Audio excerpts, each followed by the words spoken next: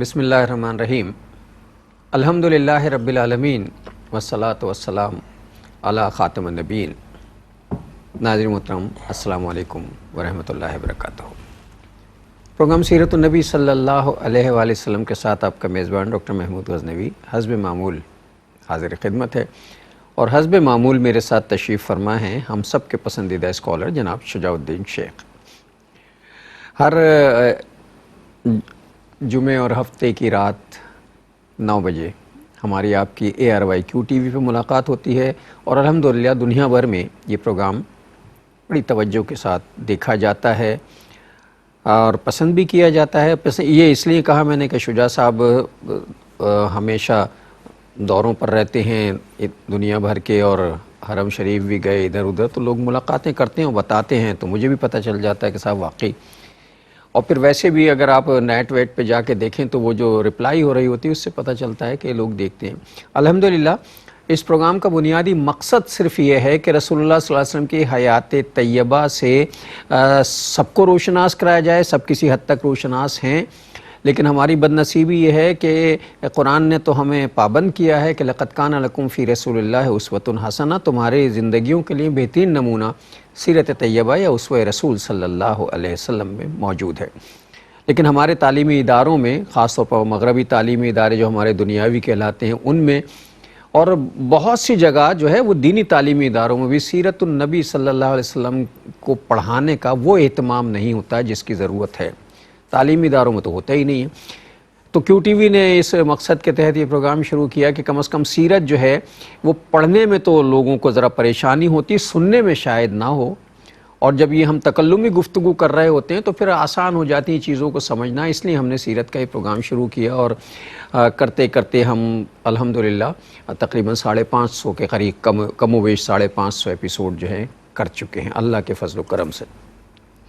نبی کریم صلی اللہ علیہ وسلم بحیثیت قائد انقلاب گفتگو جاری و ساری تھی، اور پچھلے پروگرام میں اگر آپ نے ملاحظہ فرمایا ہے تو بات یہ ہو رہی تھی کہ جو داعی ہے یعنی دعوت دینے والا ہے اس کے قول اور عمل میں مطابقت ہونا ضروری ہے، ورنہ لوگ اسے دیکھیں گے تو اس کے عمل کو دیکھیں گے اور دین سے دور ہو جائیں گے۔ اور نبی کریم صلی اللہ علیہ وسلم کی مصروف ترین زندگی جو ہے اس کائنات میں، میرا خیال ہے اتنی مصروف ترین زندگی کسی نے نہیں گزاری جتنی رسول اللہ صلی اللہ علیہ وسلم، چونکہ 23 برس میں ایک بہت بڑا انقلاب آنا تھا، اس کے باوجود آپ کی زندگی کا ایک ایک لمحہ جو ہے وہ نمونہ ہے۔ پچھلے پروگرام کے ریکیپ کے لیے ہم شجاع صاحب کی طرف چلتے ہیں اور پھر انشاءاللہ آگے چلیں گے۔ السلام علیکم۔ وعلیکم السلام ورحمۃ اللہ وبرکاتہ۔ کیسے مزاج ہیں؟ الحمدللہ، آپ خیریت سے ہیں؟ ماشاءاللہ الحمدللہ، آپ کا شکر۔ آپ سے پچھلا پروگرام جو ہوا تھا وہ اسی حوالے سے ہوا تھا، دائی، اور آخر میں حدیث مبارکہ تھی جس نے میری سنت پر سے محبت کی اس نے مجھ سے محبت کی، اور جس نے مجھ سے محبت کی وہ میرے ساتھ جنت میں۔ ماشاءاللہ، آج تو زبردست ریکیپ آپ کو یاد ہے، الحمدللہ۔ جزاک اللہ خیر ڈاکٹر صاحب۔ بسم اللہ الرحمن الرحیم، اللہم صلی علی محمد وعلی آل محمد وبارک وسلم، رب یسر ولا تعسر وتمم بالخیر، آمین یا رب العالمین۔ چند باتیں جو گزشتہ پروگرام میں مختلف حوالوں سے ہمارے سامنے آئیں۔ اچھا، اللہ کا شکر ہے کہ ہم نے اس پروگرام کو کوئی جس کو کہتے ہیں نا کہ ایک خاص فریم آف ورک کے اندر ہی فکس کرنا، بلکہ ہم موضوعات آتے جاتے ہیں، گفتگو ہوتی چلی جاتی۔ میں سمجھتا ہوں اسکرپٹڈ نہیں ہے نا، اسکرپٹڈ نہیں ہے، اسکرپٹڈ نہیں ہے نا، ہمارے ایک اسکرپٹ ہے، ہمارا اسکرپٹ یہ ہے، ہمارا اسکرپٹ بس یہ ٹائٹل ہے۔ تو لقد کان لکم فی رسول اللہ اسوۃ حسنہ، تو 3-4 باتیں مجھے یاد آنی جو آپ نے بھی بیان فرما دی۔ ابتدا میں ہم نے کلام کیا تھا کہ ہمارے عمل پر سب سے زیادہ آخرت کا عقیدہ اثر انداز ہوتا ہے۔ جتنا موت کا یقین اور کل کی جواب دہی کا احساس ہوگا، ہمارے معاملات اتنے درست رہیں گے۔ آج ہمیں قبر کے سوالات اگر یاد نہیں ہیں تو فکر مندی کی بات ہے، اگر قیامت کے دن کے سوالات ہمیں یاد نہیں تو فکر مندی کی بات ہے، ہمیں اگر موت کا یقین نہیں آ رہا یا نہیں ہے تو بہت بڑا سوالیہ نشان ہے، اور کل کی جواب دہی کا احساس پیدا نہیں ہو رہا، تبھی آج ہم دیکھیں کہ معاشرے کے اندر فساد اور بگاڑ، کافروں کی بات نہیں کر رہا، مسلمانوں کے معاشرے کی بات کر رہا ہوں، اس پر بھی ہم نے کلام کیا۔ اسی طرح نبی مکرم صلی اللہ علیہ وسلم کی سیرت کے بیان کے تسلسل میں یہ بات بھی آئی کہ ایک داعی کو لوگوں کے درمیان زندگی گزارنی چاہیے، الگ تھلگ رہ کر نہیں. جی ہمارے نہیں ہوتا، بہت شاذ و نادر ہوتا ہے. بلکہ میرے خیال ہے مجھے تو نہیں معلوم کہ ایک جو معروف دائی ہے وہ لوگوں کے درمیان رہتا ہوگا. تو لوگوں کے ساتھ ملاقات کا معاملہ، لوگوں کے ساتھ گفتگو کا معاملہ، لوگوں کے مسائل کا علم ہونا، لوگوں کی کیفیات کا علم ہونا، لوگوں کی ذہنی سطح کا علم ہونا، لوگوں کے انٹلیکچوئل لیول کا علم ہونا. اسی طرح لوگوں کے حالات کیا ہیں. ایک بندے بیچارہ کھانے کو تڑپ رہا ہے اور میں اس کو لمبے چوڑے وعد و نصیحت کے معاملات پیش کروں تو ظاہر بات ہے یہ حکمت کے خلاف بات ہو جائے گی. بہرحال لوگوں کے درمیان زندگی گزارنا. اور اللہ کے نبی مکرم علیہ السلام نے تجارت بھی فرمائی ہے، یہ آغاز وحی سے پہلے کی بات ہو رہی، اور اس کے بعد لوگوں کے درمیان آپ صلی اللہ علیہ وسلم رہا کرتے تھے. اور بہت سارے مواقع ایسے آئے کہ اپنے صحابہ کرام سے آپ آگے دکھائی دیتے ہیں. ہم نے غزوہ احزاب کا، غزوہ خندق کا حوالہ دیا تھا کہ یا رسول اللہ صلی اللہ علیہ وسلم میں نے پیٹ پر پتھر باندھا بس بھوک کو برداشت کرنے کے لیے. آپ نے اپنی قمیض مبارک ہٹائی، وہاں پر 2 پتھر بندھے ہوئے تھے. کہنے کا مطلب ہے کہ آپ آگے تھے لوگوں سے. تو لوگوں کے درمیان رہنا لیڈرشپ اور لیڈرشپ کا معاملہ، کہ لیڈنگ فرام دا فرنٹ والی بات. اسی طرح جو آپ نے انٹرو میں بات بیان فرمائی کہ ایک داعی کے قول اور فعل میں تضاد نہیں ہونا چاہیے، کیونکہ آپ نے بڑا عمدہ ٹائٹل بیان فرمایا ابتدا میں، نبی اکرم صلی اللہ علیہ وآلہ وسلم بحیثیت قائد انقلاب. تو انقلاب تو پہلے فرد میں آئے گا. اب اگر ایک داعی کے فعل اور قول میں تضاد ہو اور انقلاب ادھر نہ آ رہا ہو تو انقلاب کہیں اور کہاں سے آ سکتا ہے. اور اللہ کے پیغمبر تو معصوم بھی ہیں، خطاؤں سے پاک بھی ہیں، اور اللہ کے پیغمبر ہیں، اللہ کے چنے ہوئے ہیں. بعد از خدا بزرگ تو یہ قصہ مختصر، یہ آپ کی شان مبارک ہے. مگر آپ نے لوگوں سے زیادہ بڑھ کر محنت فرمائی، لوگوں سے زیادہ بڑھ کر مشقتیں اٹھائیں. عام لوگوں پر 5 وقتہ نمازوں کی فرضیت کا معاملہ، حضور آدھی رات، 1/3 رات، 2/3 رات قیام اللیل تہجد کی نماز میں کھڑے رہتے. صاحب نصاب لوگوں پر زکوٰۃ کی فرضیت کا معاملہ، حضور کا معاملہ کہ اتنا مال کبھی گھر میں جمع نہ ہوا کہ جس پر زکوٰۃ جو ہے ہمارے قائدین کے لیے لمحہ فکریہ ہے. جی تو اس نمونے کو سامنے رکھ کر ہم قریب تو ہوں. یہ نہیں کہا جا رہا کہ کوئی بندہ بھی گھر میں پیسہ نہ رکھے، نہیں. پھر زکوٰۃ کا حکم کائے کو دیا گیا؟ زکوٰۃ کا حکم بھی لاگو ہوگا، صاحب نصاب پر لاگو ہوگا. مگر حضور کا معاملہ کیا ہے؟ ٹاپ آف دا لسٹ آپ کا عمل ہے کہ گھر میں اتنا کبھی جمع نہ ہوا کہ جس پر زکوٰۃ لاگو ہوتی ہو. تو قول اور فعل کی مطابقت وہاں پر ہے، بلکہ قول سے بڑھ کر عمل کی گواہی. وہ انگریزی میں ہم کہتے ہیں نا، your action should speak louder than your words والی بات ہے کہ تمہارے کردار کی گواہی تمہارے قول سے بڑھ کر سامنے آنی چاہیے. اللہ ہماری کوتاہیوں کو معاف فرمائے. آج ہمارے اقوال بہت ہیں، آج ہمارے بیانات بہت ہیں، آج ہماری باتیں بہت ہیں، آج ہمارے دعوے بہت ہیں، آج ہمارے نعرے بہت ہیں، مگر ہمارا عمل ثبوت پیش نہیں کر رہا ہوتا. آج ہمارے القابات بہت ہیں مگر ہمارا عمل ثبوت پیش نہیں کر رہا ہوتا. ایک دائی یا ایک، مجھے معاف کیجیے گا، ایک وائز، اس کے القابات ہی نہیں ختم ہوتے. حضرت، علامہ، فلاں فلاں فلاں، پیر شریعت، پیر طریقت، فلانی رحمۃ اللہ علیہ، مدد اللہ العلی. بلکہ آپ کی اجازت سے، اور یہ بات بالکل میں پوری دیانت سے عرض کرتا ہوں، یہ بات بچپن کی بات تو نہ کہیں، ذرا بچپن سے آگے کی بات کہہ لیں، آج سے کوئی 20-25 سال پرانی بات کہہ لیں. تو ایک مفتی صاحب سے بات چیت ہوتی تھی، ان کے درس میں شریک ہوتے تھے. ایک دفعہ کتاب سے ہاتھ لگا، یہ 25 سال پرانی بات تقریباً. اب ناظرین کہیں گے پتہ نہیں ان کی عمر کتنی ہے. بھائی وہ چھپانے کا کوئی مسئلہ نہیں ہے، نصف صدی سے تھوڑا کم ہے میں بھی، ٹھیک ہے جی. تو 25 سال پرانی بات ہے. تو وہ ایک کتابچہ ہاتھ لگا، اس کتابچے میں ٹاپ کے اوپر 5 لائنوں میں القابات تھے بخدا. جی اور درمیان میں کئی نام بھی تھا. تو مفتی صاحب بڑی شفقت فرماتے تھے. درس کے بعد میں گیا، میں نے کہا حضرت پھر سمجھ نہیں آ رہی کہ یہ ہے کیا، یہ ان کا نام کدھر، یہ کیا کچھ ہے. تو انہوں نے بہت پیاری بات بیان فرمائی. ناظرین کرام نوٹ کیجئے گا، ہم سب کے لیے لمحہ فکریہ یہ بات. ان کا بیٹا بات سنو، پہلے اعمال بہت تھے، نام چھوٹے چھوٹے تھے.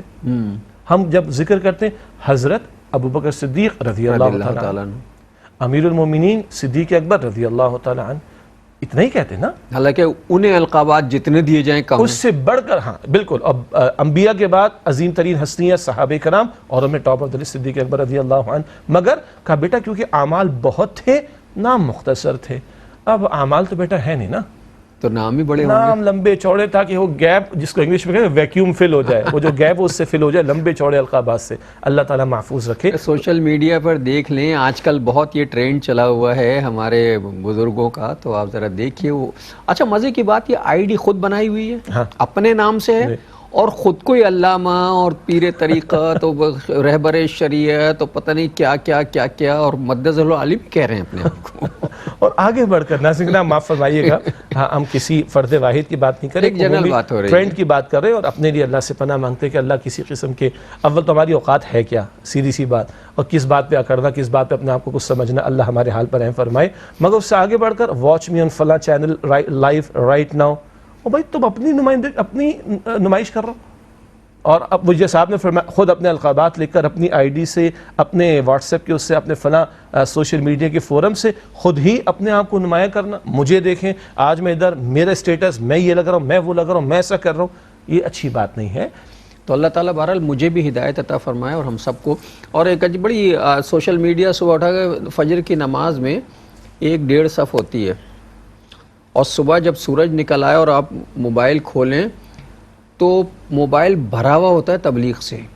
ہر آدمی اقوال ذریں، احادیث اور قرآنی آیات. اور رات کو 2 بجے لوکل ٹائم والوں کی بات کریں نا، رات کو 2 بجے کا میسج، 3 بجے کا میسج، 2:30 بجے کا میسج، اور فجر میں میسیجز آنا بند ہو جاتے ہیں. ایک صف ہوتی ہے. جی اور وہ صبح موبائل دیکھیے تو ساری قوم جو ہے تبلیغ پر لگی ہوئی ہوتی ہے. اللہ تعالیٰ ہمیں ہدایت. اسے ہم کہتے ہیں علم و عمل کی عدم مطابقت. اصل موضوع یہ تھا ہمارا، اور ہمارے ہاں کمیونیکیشن کی زبان میں اسے کہتے ہیں کوگنیٹو ڈسوننس. یعنی ہم کسی چیز کو کا عمل، علم ہمارے پاس کچھ اور ہوتا ہے اور ہم عمل کچھ اور کرتے ہیں، اور وہ اردو میں سیدھا سیدھا سے منافقت کہتے ہیں. اللہ تو یہ منافقت ہے. بہرحال تو یہ صورتحال یہ ہے کہ جناب اگر ایسی صورتحال پیدا ہو جائے تو پھر معاشرہ وہیں پہنچ جاتا ہے جہاں آج پہنچا ہوا ہے. جیسا کہ حضور صلی اللہ علیہ وسلم اور صحابہ کرام کا تذکرہ ہوا کہ حضور صلی اللہ علیہ وسلم سے زیادہ القاب و آداب قرآن نے حضور کو اتنے القاب دے دیے ہیں کہ اس کے بعد میرا خیال ہے کائنات میں کوئی مزید لقب دیا نہیں جا سکتا انہیں، اتنا اس کیلیبر کا کوئی لقب دیا نہیں جا سکتا. لیکن آپ صلی اللہ علیہ وسلم کی ساری زندگی جو ہے وہ اسرت میں گزری، لوگوں کے درمیان گزری، اور اس قدر سادگی میں گزری کہ لوگ آ کے پوچھتے تھے تم میں تمہارے نبی کون ہیں جو پیغام دیتے ہیں دعوت کو. کوئی امتیازی شان، پروٹوکول یا کیفیت اور پروٹوکول بجا لفظ ہے آپ نے اختیار نہیں فرمایا. آج کے دور میں پروٹوکول ہے نا. بالکل، جب واز کرنا ہے، جمعے کا واز ہوگا تو ممبر اختیار ہوگا. عموم کے اعتبار سے حضور نبی کریم صلی اللہ علیہ وسلم اپنے صحابہ کرام رضی اللہ تعالی عنہ اجمعین کے درمیان میں ہی تشریف فرما ہوتے، اور باہر سے اگر کوئی آتا تو اس کو پوچھنا پڑتا بھائی تمہارے پیغمبر کون ہے، تو بتایا جاتا ہے ہمارے پیغمبر صلی اللہ علیہ ہمارے وسلم درمیان تشریف فرمائے. اچھا، اب اس میں ایک اور پریکٹیکل بات بھی سامنے رہے. ذکر تو حضور کا ہوگا صلی اللہ علیہ وسلم، نمونہ انہی کا اللہ تعالیٰ نے ہمیں عطا فرمایا، رول ماڈل انہی کی ذات بابرکات، رہنمائی انہی سے ہم نے لینی ہے. بیان تو یہی ہوگا. اب لوگ یہ نہ کریں کہ بیان حضور کا ہے اور ہم جیسے نالائقوں کو پرکھنا شروع کر دیں یا ہم اور لوگوں کو پرکھنا شروع کر دیں. نہ، ہم یہ کہیں کہ ہم سب کی اصلاح ہونی چاہیے. پہلے ہماری جی، پہلے ہماری اور اس کے بعد سب کی. جی، چونکہ ہماری اصلاح ہوگی، جو بولنے والے کی اصلاح ہونا بہت ضروری ہے، سننے والے کی اصلاح پھر بعد میں ہوگی. ایک وقفہ لے لیں پھر آ کے بات کرتے ہیں. بسم اللہ الرحمن الرحیم. السلام علیکم ورحمۃ اللہ وبرکاتہ. ویلکم بیک ناظرین. وقفے کے بعد پروگرام سیرت النبی صلی اللہ علیہ وآلہ وسلم میں آپ کا خیر مقدم ہے. بات یہ ہو رہی تھی کہ تبدیلی اپنے اندر آنا پہلے بہت ضروری ہے. نبی کریم صلی اللہ علیہ وسلم جو ہیں وہ قائد انقلاب ہیں. آپ معاشرتی اقدار میں تبدیلی لائے ہیں، اور معاشرتی اقدار میں تبدیلی اس وقت آتی ہے جب ہمارے عمل میں تبدیلی آئے. شجاع صاحب نے بڑی اچھی بات کہی تھی کہ یہ زبان سے تبلیغ کرنا جو ہے اپنی جگہ درست ہے، لیکن اصل تبلیغ ہے وہ جو کردار سے ہوتی ہے. کیونکہ زبان کی تبلیغ میں تو کہیں نہ کہیں لچک آ سکتی ہے، کہیں نہ کہیں فلیکسیبلٹی، نرمی دیکھی جا سکتی ہے، ادھر ادھر ہو سکتے ہیں. کردار کا معاملہ جو ہے وہ تبدیل نہیں ہوتا. اور یہ تاریخ گواہ ہے کہ مسلمانوں کی بہت بڑے علاقوں میں جہاں مبلغین نہیں گئے تبلیغ کرنے والے، وہاں لوگ مسلمان ہوئے ہیں تو ان تاجروں کے کردار کو دیکھ کے مسلمان ہوئے. انڈونیشیا، ملیشیا، یہاں کوئی مسلمان افواج یا لشکر تو نہیں گئے، نہ وفد گئے، جی، نہ جماعتیں گئیں. ایگزیکٹلی. وہاں عرب تاجر گئے تھے اور ان تاجروں کی ڈیلنگز کو دیکھ کر، ان کے معاملات کو دیکھ کر، ان کے لین دین کو دیکھ کر لوگ متاثر ہوئے کہ جن کی تجارت، جن کا کردار، جن کے اعمال اور جن کا لین دین اور جن کی ڈیلنگز اتنی عمدہ ہیں، ان کا دین کتنا پیارا ہوگا. تو یعنی ہمارے بزرگوں اور اسلاف اور ماضی کے مسلمانوں کے کردار اور طرز عمل نے بھی لوگوں کے دلوں کو جیتا. یہ اب بھی ہوتا ہے. اب مثالیں کم ہیں، یا معاف کیجیے گا کہ اکثر و بیشتر نیگیٹو چیزیں، منفی چیزیں زیادہ نمایاں ہو کر میڈیا پر آتی ہیں۔ اصل میں نہیں، ہمارا وہ جو تھیوری ہے نا میڈیا کی، وہ تبدیل ہو گئی ہے۔ پہلے یہ ہوتا تھا کہ نیگیٹو پازیٹیو ہر چیز جو نئی ہے، سم تھنگ از نیو، جو چیز نئی ہے وہ خبر ہے۔ اب مسئلہ یہ ہے کہ جو چیز نیگیٹو ہے وہی خبر ہے، جو پازیٹیو ہے تو خبر ہے ہی نہیں۔ بالکل، ورنہ آپ دیکھیں کبھی تجارت تبلیغ کا ذریعہ بن جاتی تھی، کبھی ہو سکتا ہے کہ لوگ کھیل تماشے میں مصروف ہوں اور آپ اس نقطے کو استعمال کر کے دین کی بات پیش کر دیں۔ اللہ کے نبی نے کیا ہے صلی اللہ علیہ وسلم۔ آپ اور ہم جانتے ہیں، ہم نے شروع میں بات کی تھی جب ہم سیرت النبی صلی اللہ علیہ وسلم کا قدم بقدم مطالعہ کر رہے تھے، عکاس کا میلہ لگتا تھا، میلے میں جاتے تھے آپ؟ مجنہ کا میلہ لگتا تھا۔ یہ میلے کیا تھا؟ یہ مشرکین عرب آتے تھے حج کے لیے خاص طور پر، تو دائیں بائیں کے علاقے کے اندر یہ بڑے بڑے ان کے بازار لگتے تھے۔ آج کے زمانے میں آپ ایکسپو کہہ دیں، بازار ویسے بھی انگلش کا لفظ ہے، تو یہ بڑے ان کے بازار لگتے تھے، مشرکین آتے تھے، تو مشرکین اپنے کام کرتے ہوں گے، اللہ کے نبی تشریف لے جاتے صلی اللہ علیہ وسلم اور اپنا کام فرماتے، دعوت دے کر واپس تشریف لے آتے۔ تو ان اپارچونٹیز کو استعمال کیا جائے اور اپنے کردار کی گواہی پیش کی جائے۔ اس کا یہ قطعاً مطلب نہیں کہ یہ پروگرام پیش نہ کیا جائے، جمعے کا خطبہ پیش نہ کیا جائے، درس کے حلقے نہ ہوں۔ مسئلہ یہ کہ زندگی کے ہر شعبے میں اپنے لیے ایک راہ تلاش، اپنے کام کے لیے ایک راہ تلاش کی۔ ابھی کچھ دن پہلے کچھ کھیل ویل بھی ہو رہے تھے، کہاں ہوئے تھے، فیفا کے کیا ورلڈ کپ وغیرہ ہو رہے تھے، وہاں کوشش ہوئی، ایک تجربہ کر کے دیکھا گیا۔ میں اسی طرف اشارہ کیا کہ ٹھیک ہے ان کی بعض باتوں سے اختلاف رائے بھی ہو سکتا ہے، لیکن جو مثبت و پہلو پازیٹیو سامنے آئے ان سے میں سمجھتا ہوں کہ انسپریشن لینی چاہیے۔ اور داعی، ہمارے استاد ڈاکٹر اسرار صاحب کہتے تھے رحمۃ اللہ، بڑا عجیب لفظ ہے، داعی بھکاری ہوتا ہے۔ عجیب بات، لوگ مجمع بیٹھا ہوا ہے، کیا مطلب بھکاری؟ کہ میں آپ سے آپ کی اولاد کی بھیک مانگتا ہوں، اپنی اولاد کو بھیجیں قرآن پڑھنے کے لیے، اپنی اولاد کو بھیجیں قرآن سکھانے کے لیے۔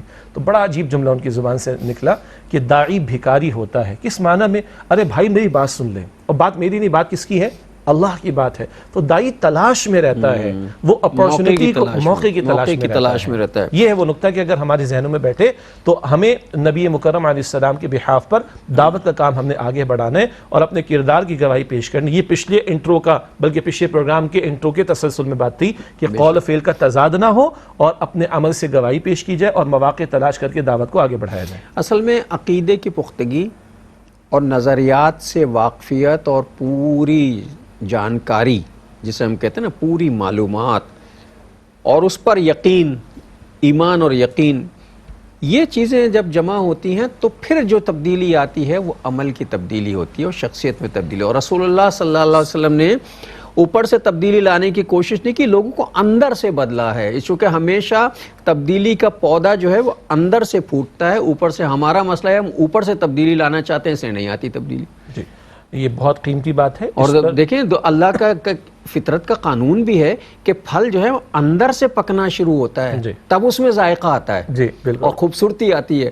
اور ہم اگر اسے کیمیکل لگا کے اوپر سے پکانے کی کوشش تو اوپر سے گل جاتا ہے، اندر سے کچا رہ جاتا ہے۔ جی، اور جتنا گلتا اتنا سڑتا بھی ہے، پھر وہ سڑ جاتا ہے۔ بالکل، یہ بہت اہم نقطہ ہے۔ اس پر پچھلے پروگرام میں مجھے یاد آ رہا ہے کہ کلام ہوا تھا اس معنی میں کہ ایک آیت کریمہ سورہ یوسف کی آیت نمبر 108 ہے، قل هذه سبیلی ادعو الی اللہ علی بصیرۃ۔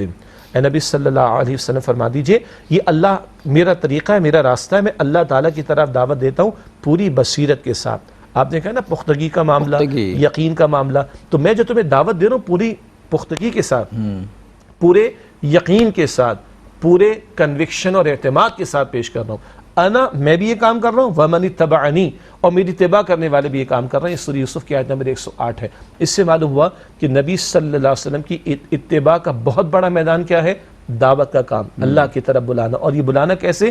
یہ پورے یقین اور کنوکشن کے ساتھ۔ یہاں ایک میں جملہ عرض کرنا چاہوں گا کہ قرآن حکیم جب بندے کے دل میں اترتا ہے تو اس کو پزیس کر لیتا ہے۔ یہ بھی ہمارے استاد ڈاکٹر اسرار صاحب کا لفظ ہے کہ قرآن حکیم بندے کو پزیس کر، پزیس کرنا کیا ہے؟ جب نبی مکرم علیہ السلام نے، اب وہ حضور تھے صلی اللہ علیہ وسلم، حضور تھے صلی اللہ علیہ وسلم، جب آپ نے قرآن سیدنا بلال کو سنایا ہے تو کیسے قرآن ان کے دل میں اترا کہ جان دینے کو تیار ہے، خون کی الٹی برداشت ہو رہی ہے، سینے پر بھاری پتھر برداشت ہو رہا ہے، مگر کلمہ چھوڑنے کو تیار نہیں۔ یہ قرآن تھا جس نے پزیس کیا خباب بن ارت کو رضی اللہ عنہ، وہ دہکتے انگاروں پر لیٹنے کو تیار ہے، ان کی پشت جل گئی تھی کالی ہو گئی تھی ان کوئلوں کے جلنے کی وجہ سے، مگر وہ کلمہ چھوڑنے کو تیار نہیں تھے۔ اس قرآن نے پزیس کیا تھا حضرت یاسر کو رضی اللہ عنہ، حضرت سمیہ کو رضی اللہ تعالیٰ عنہ۔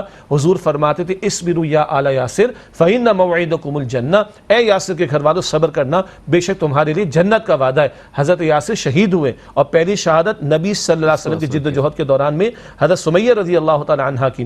حضرت فقیہ ایک غلام تھے، اسی طرح اور کنیزیں تھیں، زنیرہ وغیرہ، ان حضرات و خواتین جو کہ غلام و کنیز سے ایمان لے آئے تھے، ان کو مارا جاتا تھا۔ یہ واقعات ہم نے بیان کیے ہیں پہلے، سالوں پہلے بات بیان ہوئی ہے الحمدللہ، کہ ان کو اتنا مارا جاتا کہ ان کے مارنے والے مشرک سردار کہتے کہ تمہیں مار مار کے تھک گئے اس لیے چھوڑا ہے، ترس کھا کے نہیں چھوڑا۔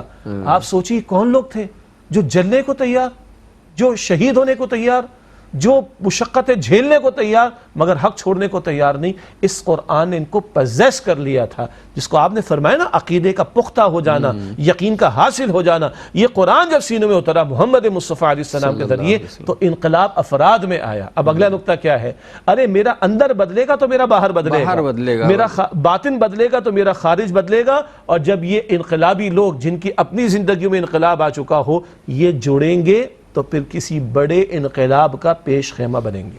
اصل میں ایمان ایک طاقت کا نام ہے، یقین ایک اندیکھی طاقت ہے، اور یہ یقین اگر اندر جا گزی ہو جائے، یا مشکل لفظ میں نے کہہ دیا، اندر بیٹھ جائے، جذب ہو جائے، تو پھر بندے کے اوپر کے معاملات خود بخود ہی تبدیل ہو جاتے ہیں، عمل بدلتا ہے شخص۔ اور جیسے کہ ابھی شجاع صاحب نے رسول اللہ صلی اللہ علیہ وسلم کے حوالے سے گفتگو فرماتے ہوئے کہا تھا کہ آپ صلی اللہ علیہ وسلم کہتے تھے کہ میں بھی یہ کام کرتا ہوں اور تمہیں بھی اس کی دعوت دیتا ہوں۔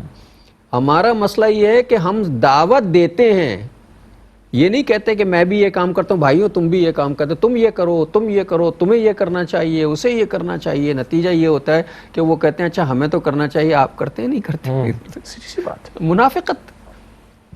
یہ قول فعل کا تضاد تو پہلے بھی ہم آیتیں پیش کر چکے ہیں نا، سورہ صف کے شروع میں آتا ہے یا ایھا الذین آمنوا لم تقولون ما لا تفعلون کبر مقتا عند اللہ ان تقولوا ما لا تفعلون۔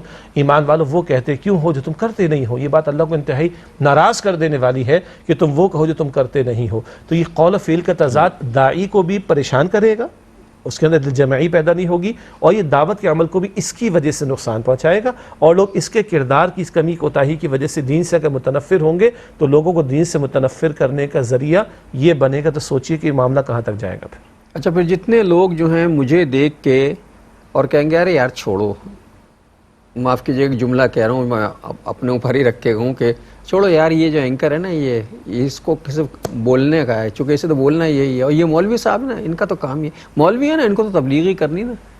وہ یہ نہیں کہتے کہ یار مولوی صاحب جو ہیں یہ خود دیکھو کیسے ہیں، یار ہیں بہت نیک آدمی، مطلب ہم تو انہیں برسوں سے جانتے ہیں، کبھی نہیں دیکھا کہ انہوں نے جو کچھ کہا ہو اس سے ہٹ کے بات کی ہو۔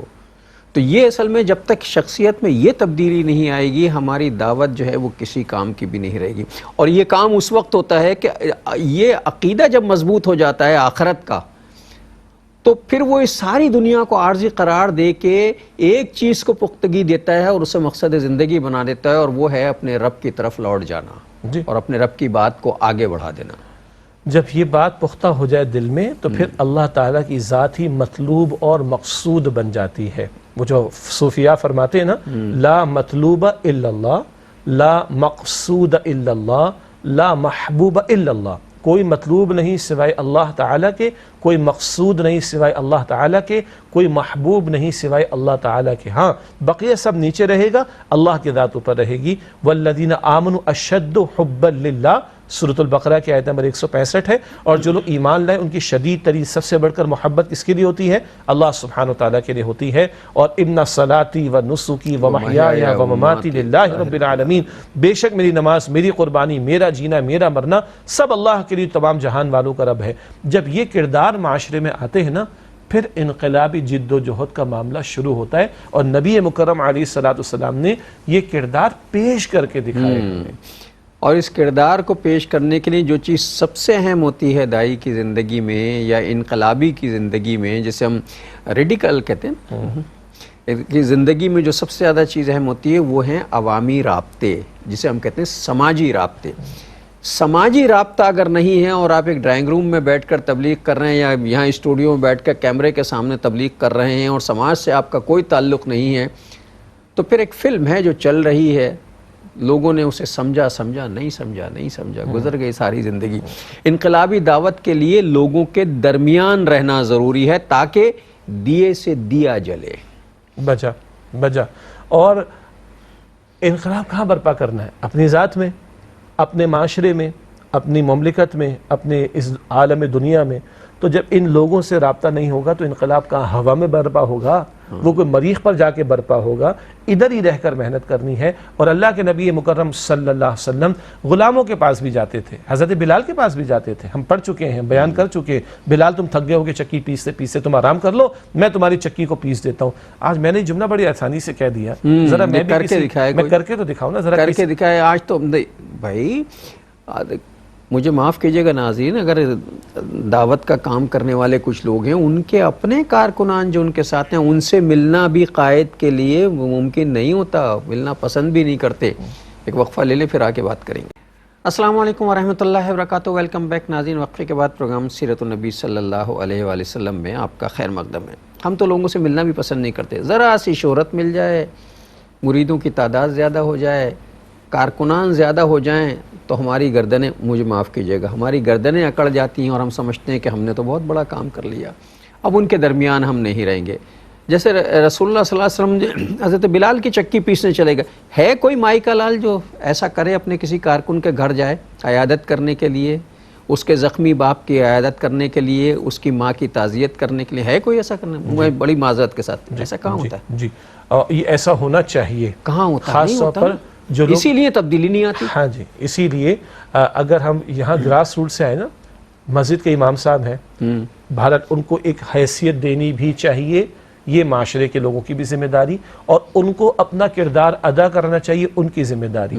تو مسجد کا امام سے 5 وقتہ امام، نماز کا امام نہیں ہوتا، جیسے کہ آپ نے بہت قیمتی بات ہے، وہ ہماری پوری اس ایکٹیویٹی کا امام ہے۔ ہاں اسی طرح کسی کی بیماری کا معاملہ ہے، کسی کے جنازے کا معاملہ، جنازہ تو پڑھا دے کہ گھر جا کے تعزیت کرنے والی بات ہے، بیمار کی عیادت کی بات ہے، خوشی میں شرکت کی بات ہے۔ ہاں ایسی خوشی جس میں خلاف شریعت کوئی کام نہ ہو رہا ہو، اب گانے باجے ہو رہے ہیں اور ڈانس ہو رہا ہے اور بے پردگی ہو رہی ہے، تو ظاہری بات ہے پھر دیندار کی تو غیرت گوارا نہیں کرنی چاہیے نا کہ وہ جا کے اس میں شرکت کرے۔ اس لیے میں نے لمیٹیشنز کا ذکر کیا کہ ایسی خوشی کا معاملہ جس میں خلاف شریعت کوئی معاملہ نہ ہو رہا ہو، یہ کرنے والے کام۔ اسی طرح وہ لوگ جو مختلف جماعتوں کو چلا رہے ہیں، ان کے ذمہ داران ہیں، بہرحال ہم بھی ایک ذمہ دار ہیں چھوٹے سے ایک جماعت کے، تو ان کا بھی فرض بنتا ہے اپنے ساتھیوں کی دلجوئی کا معاملہ، ممکنہ حد تک کسی کی خوشی میں شرکت، کسی کی غمی میں شرکت۔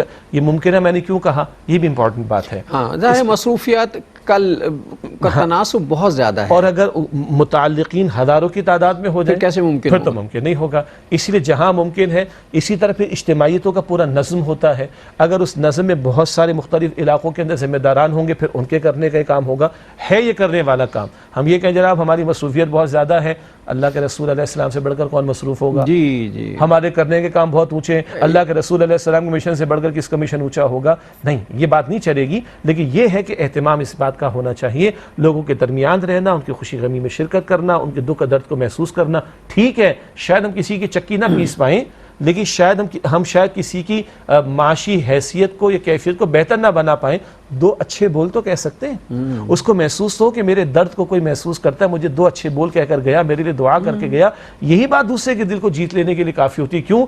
آج تو وہ دور ہے اپنے لیے دعا کرنے کا لوگوں کے پاس ٹائم نہیں ہے، اپنے لیے سلام کرنے کا وقت نہیں ہے لوگوں کو، جو ہے نا وہ باقاعدہ سلام کرنے کا وقت نہیں، لوگ ہائے، ساری قوم ہائے ہائے کر رہی ہے، کوئی کسی کو توفیق نہیں ہو رہا۔ رسول اللہ، اب ایک نیا ٹرینڈ بھی آ گیا نا، مجھے معاف کیجیے گا ناظرین، ایک نیا ٹرینڈ آ گیا ہے، وہ جو کسی زمانے میں عرب میں رسول اللہ صلی اللہ علیہ وسلم سے کے آمد سے پہلے اور آپ کے پیغام سے پہلے جو ایک رواج تھا، وہ کہتے ہیں صباح الخیر یا صبح بخیر۔ آج پھر وہی، پھر رسول اللہ صلی اللہ علیہ وسلم نے پھر جب سلام سکھایا تو کہا کہ یہ بہترین تحیہ ہے۔ تو جب رسول اللہ صلی اللہ علیہ وسلم نے بتا دیا کہ یہ بہترین تحیہ ہے تو سلام کرنے میں کیا تکلیف ہوتی ہے؟ آج پھر ٹرینڈ واپس آ گیا، صباح الخیر صباح الخیر سب کہتے ہیں۔ اور ہمارے ناظرین کی دلچسپی کے لیے اور تھوڑی وضاحت کے لیے، تحیہ بڑا پیارا لفظ ہے، التحیات بھی ہم پڑھتے ہیں نماز میں، اور تحیہ کا لفظ قرآن کریم میں علیہ السلام کے بارے میں. تحیہ کیا ہے؟ یہ ملاقات کے آغاز کے موقع پر کیا آپ پیش کرتے ہیں؟ ہدیہ. اور یہ قرآن کہتا ہے من ربکم، تمہارے رب کی طرف سے ہدیہ ہے. اللہ تعالیٰ سلام کہے گا اہل جنت کو. سورہ یاسین، سلام قولا من رب قولا من رب رحیم. تو یہ تو اللہ کی طرف سے تحفہ ہے، اور اللہ کے پیغمبر سکھا کر گئے صلی اللہ علیہ وسلم. اور آپ عرب والے بھی اگر صباح الخیر، مساء الخیر، صبح مبارک و شام خیر مبارک، یہ اس پر آ جائیں تو تف ہے اس کے اوپر انا للہ و انا الیہ راجعون. جبکہ اللہ کا کلام فرماتا ہے یہ اللہ کی طرف سے تحیہ، تحفہ ہے، ہدیہ ہے، اس کو عام کرو. حدیث میں آتا ہے اللہ کے رسول علیہ السلام فرماتے ہیں تم جنت میں داخل نہیں ہو سکتے جب تک کہ محبت نہ کرو، جب تک تم جب تک کہ مومن نہ ہو جاؤ. مومن نہیں ہو سکتے جب تک کہ آپس میں محبت نہ کرو. اور محبت کرنے کا طریقہ کیا ہے؟ افشوا السلام بینکم، آپس میں سلام کو پھیلانے کی کوشش کرو. رسول اللہ صلی اللہ علیہ وسلم سے کسی نے پوچھا تھا مدینے جب آپ تشریف لے آئے تھے اور نئی نئی ریاست تھی اور پہلا ابھی کچھ بھی نہیں آپ تشریف لائے ہیں، تو آپ صلی اللہ علیہ وسلم جو ہیں وہ لوگوں کو ان کی ذہنی سطح کے مطابق پیغام دیا کرتے تھے. ایک شخص نے آ کے پوچھا کہ حضور بتائیے بہترین اسلام کیا ہے؟ آپ نے کہا سلام کرو اور بھوکوں کو کھانا کھلاؤ. تو یہ ایک موقع تھا کہ جب پہلے ہی سے کہا کہ سلام کرو. اور اگر اس پہ بات کی جائے تو خود ایک دو پروگرام مجھے کرنے پڑیں گے.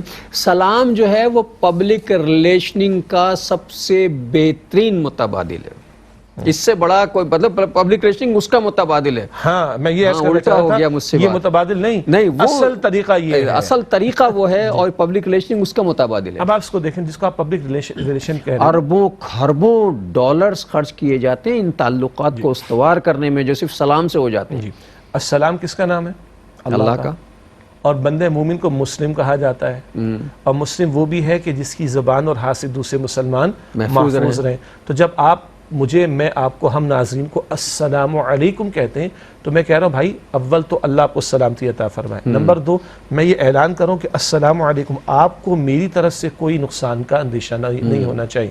کس قدر پیاری، میں دعا بھی دے رہا ہوں اور ایک اعلان بھی کر رہا ہوں. سلام میں اعلان میں تحفظ امان بھی دے رہا ہوں. Exactly. میرے ہاتھ سے، میری نظر سے، میری زبان سے آپ محفوظ ہیں. یعنی ہم نے سلام کر کے یہ پیغام دیا ہے کہ آپ میری طرف سے ہر طرح سے محفوظ ہیں. اچھا، اب اس کے بجائے ہم لوگ کیا یوز کر رہے ہیں؟ Good morning, good afternoon. اب اس کے لیے ہمیں پھر تینوں مرتبہ الگ الگ کرنا پڑتا ہے. الگ الگ کرنا. اچھا اب ذرا سوچیں، دیکھیں ایک شخص کی بیٹی کی طبیعت خراب ہے، میں اس کو فون کر رہا ہوں گڈ مارننگ، بڑا افسوس ہوا تمہاری بیٹی کی طبیعت خراب ہے. اب بتائیے یہاں پہ گڈ مارننگ کہنا اچھا لگے گا؟ اچھی صبح. کسی کے ابا کا انتقال ہو گیا، میں شام کو کہتا ہوں گڈ آفٹرنون یا گڈ ایوننگ، یار بڑا افسوس ہوا تمہارے ابا کا انتقال ہو گیا. میں کین آئی سے دس، میں کہہ سکتا ہوں؟ نہیں لگے گا، اچھا برا لگے گا. میرے گھر میں انتقال ہو گیا تو گڈ گڈ کہہ رہے ہیں، میرے گھر میں بیٹی کی طبیعت خراب تو گڈ گڈ کہہ رہے ہیں. تو یہ الفاظ اچھے ہیں ہی نہیں اس معنی میں کہ یہ جامع نہیں. لفظ گڈ ٹھیک ہے مگر یہ جامع نہیں ہے پبلک ریلیشنز کے اعتبار سے، ملاقات کے آغاز کے اعتبار سے، گفتگو کے آغاز کے اعتبار سے. آپ کے گھر میں کسی کا انتقال ہو گیا، السلام علیکم، یہ بھی دعا ہے. پھر میں تعزیت کر لیتا ہوں. آپ کے میرے گھر میں بیٹی کی طبیعت خراب ہو گئی، آپ مجھے السلام علیکم کہتے ہیں، آپ کو پتہ بھی چلے گا آپ نے پہلے ہی دعا دے دی. پھر آپ کہتے ہیں اچھا اللہ اس کو شفا عطا فرمائے. تو صبح ہو، دوپہر ہو، شام ہو، رات ہو، مشرق و مغرب ہو، شمال و جنوب ہو، شہر ہو، دیہات ہو، ہر جگہ یہ بہترین جملہ اللہ تعالیٰ نے عطا فرمایا. اور اللہ اہل جنت کو بھی سلام کہے گا. ہم اس کو چھوڑ کر کچھ اور اختیار کریں تو کس قدر ناشکری کی بات ہے. اچھا ہم نے کئی چیزیں اختیار کریں. سوشل میڈیا سے کچھ چیزیں اچھی بھی آتی ہیں لیکن کچھ چیزیں جو ہیں وہ عجیب و غریب قسم کی پھیلا دی گئی ہیں. اور خطرے کی بات یہ ہے جو میری تشویش ہے، مطلب میری تشویش خیر کیا ہو سکتی، میں ایک چھوٹا سا آدمی، کہ بھائی اگر یہی صورتحال ہم ٹرینڈ چلاتے رہیں تو یہ جو نسل اب آ رہی ہے نا چھوٹی والی، یہ جو ابھی 8-10 سالہ 12 سال کے بچے ہیں، ظاہر موبائل وہ ہم سے زیادہ اچھا استعمال کرتے ہیں، یہ ایک بالکل نئے کلچر کی نسل ہوگی. اس کا اسلامی کلچر سے کوئی تعلق نہیں ہوگا، اپنی چیزوں سے کوئی تعلق نہیں ہوگا. ہم صبح بخیر کہنے لگے وہ السلام علیکم بھول جائیں گے، رسول اللہ کی ہدایت ہے سلام کیا کرو بھول جائیں گے، صبح بخیر کا. پھر ہم نے تو ایک نیا ٹرینڈ بھی نکال دیا نا، جمعہ بخیر، جمعہ مبارک، اتوار مبارک، پیر مبارک. بھائی اگر جمعہ مبارک ہی جمعہ تو ہے ہی مبارک، اگر جمعہ مبارک کہنا ہوتا تو رسول اللہ ہمیں اس کی تعلیم نہ دیتے، صحابہ کرام ہمیں اس کی تعلیم نہ دیتے کہ بھئی ایک دوسرے سے کہا کرتے جمعہ مبارک. جمعہ صبح سے جو شروع ہوتا ہے جمعہ مبارک جمعہ مبارک تو کمال ہو جاتا ہے. اور اس دن جو کرنے کے اعمال ہے وہ کتنے لوگ کر رہے ہیں؟ سورۃ الکہف کی تلاوت کتنے لوگ کر رہے ہیں؟ کون سورۃ الکہف کی تلاوت بے ہوش ہو جاتے ہیں لوگ۔ درود شریف کی کثرت کا معاملہ ہاں۔ اور جمعے کے دن اول وقت میں پہنچنے کی بات، اور سارے اہتمام سے لکھ کے سب بھیج رہے ہیں، کتنے عمل کر رہے ہیں دل سے پوچھئے گا۔ میں تو معاف کیجئے گا، جب سے یہ ٹرینڈز اتنے بڑھ گئے اعمال میں کمی آنا شروع ہو گئی ہے۔ اللہ ہمارے حال پر رحم فرمائے۔ ہاں، تو ہم یہ سمجھتے ہیں نا کہ ہم نے ایک میسج بھیج دیا، ابھی یہ ملٹیپلائی ہوگا، اتنا ہی ثواب ہمیں ملتا رہے گا۔ سبحان اللہ۔ اور میں نے خود نہیں پڑھ دی سورہ نہیں، ہمیں خود نہیں کرنا، ہمیں وہ اور لکھ بھی دیتے ہیں جی کہ 10 لوگوں کو بھیجیے تو اس کا اجر آپ کو ملے گا، شیئر کیجئے تو اس کا ثواب آپ کو ملے گا۔ اچھا، آپ کو ثواب ملے گا، مجھے ثواب کی ضرورت نہیں ہے۔ مطلب کتنے لوگ، مجھ معاف کیجیے شجاع صاحب بالکل صحیح بات کر رہے ہیں، ہم میں سے مجھ سمیت کتنے لوگ ہیں، میں اپنا بھی اگر جائزہ لوں کہ صبح اٹھ کے یہ اہتمام کرتے ہیں کہ آج جمعہ، فجر کی نماز جماعت سے پڑھتے ہیں کہ یار آج جمعہ ہے، نماز نہیں چھوٹنی چاہیے، اور اگر اللہ توفیق دے تو اشراق و چاشت بھی پڑھ لیتے ہیں، جو کہ شاذ و نادر ہی اللہ کی طرف سے توفیق بعض لوگوں کو ملی ہے۔ کبھی کبھی موقع لگ جائے تو صلاۃ التسبیح پڑھ لیتے ہیں، چاہے وہ ہفتے میں ایک دفعہ ہی صحیح۔ جمعے میں وقت پہ چلے جاتے ہیں، سورہ کہف پڑھ لیتے ہیں، عصر کی جماعت کا اہتمام کر لیتے ہیں۔ یہ جمعے کے وہ اعمال ہیں جو کرنے ہی کرنے ہیں۔ ہم میں سے مجھ سمیت، میں کبھی اپنا بھی جائزہ لوں تو کبھی ایسا نہیں ہوتا، اتنے اعمال نہیں ہوتے۔ بس اس پر توجہ کر لیں کہ کتنا ہمارا میسج اس پہ ٹائم لگ رہا ہے، اور پیسہ بھی لگ رہا ہے، سوچ بھی لگ رہی، فکر بھی لگ رہی ہے، محنتیں بھی لگ رہی ہیں، اور کتنا جمعے کی شب اور جمعے کے دن کے اعمال کے حوالے سے ہم توجہ کرتے ہیں۔ اچھا، ہم یہ سمجھتے ہیں کہ جمعہ جو ہے فجر کے بعد شروع ہوگا، نا جمعرات کو عشاء کے بعد جمعہ شروع ہو گیا، یہ شب جمعہ ہے۔ تو جمعرات کیوں کہتے ہیں؟ جمعے کی شب لگ جمعے جاتی کی ہے رات، جمعرات کہتے ہیں اس لیے۔ اچھا، اس پہ بھی لوگ کہتے ہیں جمعرات کی رات۔ وہ غلطی ہو جاتی ہے۔ جیسے شب جمعہ ہے یہ۔ جی۔ شب جمعہ کا مطلب ہے کہ عشاء کی نماز اگر آپ نے جماعت سے پڑھی ہے تو شب جمعہ آپ جمعے میں شامل ہیں، ہاں اور فجر کی نماز اگر جماعت سے پڑھی تو پوری رات کی عبادت ہوئی ہے، اور اگر سارا دن جو ہے ان اعمال میں گزارا ہے تو جمعہ مبارک۔ رسول اللہ صلی اللہ علیہ وسلم کے حوالے سے مجھے ایک چیز یاد آئی کہ اعمال عصر کے بعد آپ صلی اللہ علیہ وسلم کی بارگاہ میں پیش کیے جاتے ہیں۔ اللہ کے رسول علیہ السلام نے تو خاص جو ہمیں تلقین فرمائی نا، وہ جمعے کے دن درود شریف کی کثرت ہے، سورۃ الکہف کی تلاوت ہے، اور جمعے کی تیاری کے لیے غسل اور دیگر امور ہے۔ البتہ جو عصر کے بعد کا معاملہ ہے وہ دعا کے لیے خاص معاملہ، حدیث میں ذکر آتا ہے 2 مواقع ایسے ہیں کہ جب جمعے کے دن دعائیں قبول ہوتی ہیں۔ ایک رائے اہل علم کی ہے، جب امام صاحب ممبر پر آ جائیں تب سے لے کر، یعنی خطبہ دینے تب سے لے کر نماز مکمل ہونے تک، اور ایک رائے کے مطابق عصر کے بعد کا وقت ہوتا ہے، اور یہ عصر کے بعد کا وقت خاصا طویل ہوتا ہے، اور جمعے کے دن کو مسلمانوں کے لیے ہفتے وار عید بھی قرار دیا گیا۔ اس کا باقاعدہ اہتمام ہونا چاہیے، نظر آنا چاہیے کہ بقیہ 6 دنوں کے مقابلے میں یہ دن ڈیفرنٹ ہے، اور عصر کی نماز کے بعد دعا کا اہتمام ہونا چاہیے، کثرت دعا کا اہتمام ہونا چاہیے کہ یہ قبولیت کا موقع ہے۔ اور ہاں، ہمارا درود بھی حضور کے سامنے پیش ہوتا ہے صلی اللہ علیہ وآلہ وسلم، اور اس جمعے کے دن اور جمعے کی شب اور جمعے کا دن کثرت سے درود شریف کا اہتمام کرنا چاہیے۔ میں پھر اپنا ایک تاثر عرض کرتا ہوں کہ آج میسیجنگ پر یہ چیزیں ساری شیئر کر کے ہم اگر سمجھ بیٹھے کہ ہم نے جمعے کے تقاضے پورے کر دیے تو یہ غلط فہمی ہے ہماری، یہ خام خیالی ہے ہماری۔ بالفعل خود سے ان اعمال کو انجام دینا یہ مطلوب ہے۔ اس پر توجہ کم ہو گئی اور شیئرنگ کے اوپر توجہ بہت زیادہ بڑھ گئی، لگ رہا ہے کہ ہم کچھ خود ساختہ چیزوں کے اندر ہی گھوم رہے ہیں، اور اصل دین سے شاید ہم دور ہوتے جا رہے ہیں، اور یہ ایک ٹرینڈ بنتا جا رہا ہے، اور مجھے نہیں معلوم کہ بہت سی بدگمانیاں کی جا سکتی ہیں، اللہ محفوظ رکھے، کہ ہو سکتا ہے کہ یہ سب کچھ ایک باہم مربوط منصوبہ بندی کا نتیجہ ہو کہ مسلمان کے بچوں کو اس طرف جو ہے وہ الجھا دیا جائے تاکہ اصل کی طرف سے ان کی توجہ جو ہے وہ کم ہو جائے۔ ممکن ہے یہ سارا معاملہ جو ہے وہ کمرشل ہو، اور ایسا ہو کہ صاحب اس طرح کے معاملات جو ہیں وہ کر دیے جائیں تاکہ لوگ جو اپنے دین سے دور ہوتے جائیں اور مفروضہ چیزیں جو ہیں وہ فضا میں پھیلا دی جائیں، لوگوں تک پہنچا دی جائیں، اور اسی مفروضہ کی فضا کے اندر ہی گھومتے رہو، اور اسی کو اسلام بنا لو، اور اسی کو اسلام سمجھ بیٹھو، اور اصل اسلام سے دور ہو جاؤ۔ دیکھیں، اوقات میں برکت بھی ہوتی ہے، تو جمعے کے اوقات کی برکت سے فائدہ اٹھانا ہے، اور یہ برکتیں ایمان والوں کے ایمان کو تقویت دیتی ہیں، اور یہ ایمان کا تقویت پانا ان کو عمل میں آگے بڑھائے گا۔